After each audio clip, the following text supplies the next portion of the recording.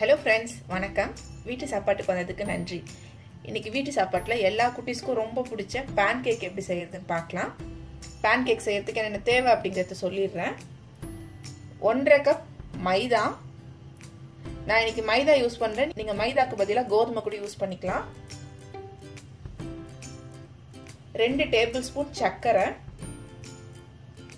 2 teaspoon baking powder, 1 teaspoon baking soda, 1/2 teaspoon உப்பு, 2 முட்டை, 1 cup பால், 1/2 teaspoon vanilla essence, 1/4 cup உருக்கி வச்சிருக்க வெண்ணெய்.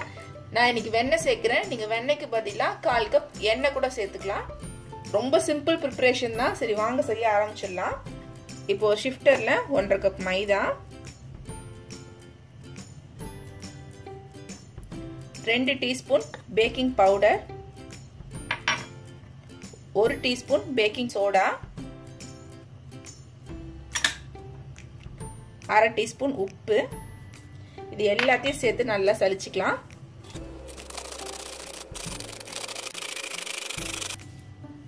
இப்போ எல்லாத்தையும் நல்லா சலிச்சாச்சு. இப்போ இது கூட 2 டேபிள் ஸ்பூன் சர்க்கரையும் சேர்த்து நல்லா மிக்ஸ் பண்ணிக்கலாம். நான் இன்னைக்கு வெனிலா எசன்ஸ் சேர்க்கிறேன். நீங்க வெனிலா எசன்ஸ்க்கு பதிலாக சினமன் பவுடர் கூட சேர்த்துக்கலாம், நல்லா இருக்கும். இப்போ இதுல நம்ம உருக்கி வச்சிருக்க 1/4 கப் வெண்ணெய்,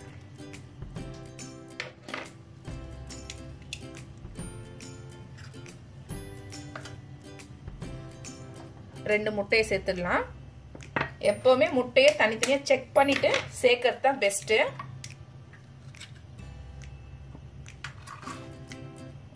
ரெண்டு முட்டை,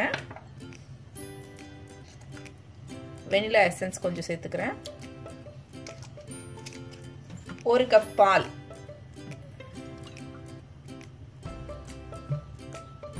இது 1/2 கப் மெஷர்மெண்ட், அதனால நான் 2 டைம் சேர்க்கிறேன்.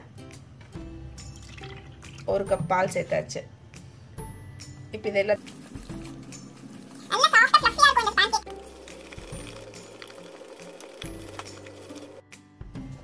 பாருங்க, நல்லா எல்லாத்தையும் மிக்ஸ் பண்ணிட்டேன். உங்களுக்கு பேட்டர் கன்சிஸ்டன்சி இந்த அளவுக்கு திக்கா தான் இருக்கும். இப்போ நம்ம செய்ய ஆரம்பிச்சிடலாம். பேன் ஹீட் ஆயிடுச்சு. இப்போ நம்ம ரெடி பண்ணி வச்சிருக்க பேன் கேக் மிக்சரை இப்போ இதில் ஊற்றிடலாம்.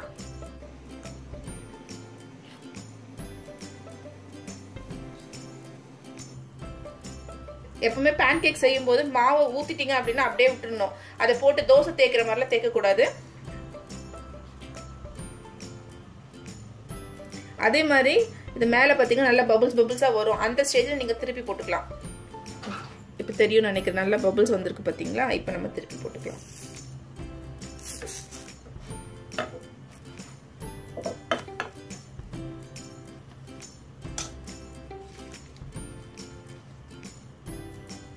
பாருங்க, 2 பக்கம் குக் ஆயிடுச்சு. நம்ம எடுத்துடலாம்.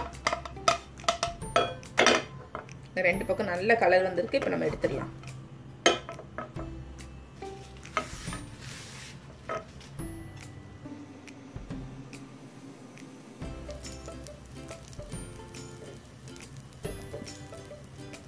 இந்த மாதிரி பபிள்ஸ் வர ஆரம்பிக்கும் போது நம்ம திருப்பி போட்டுடலாம்.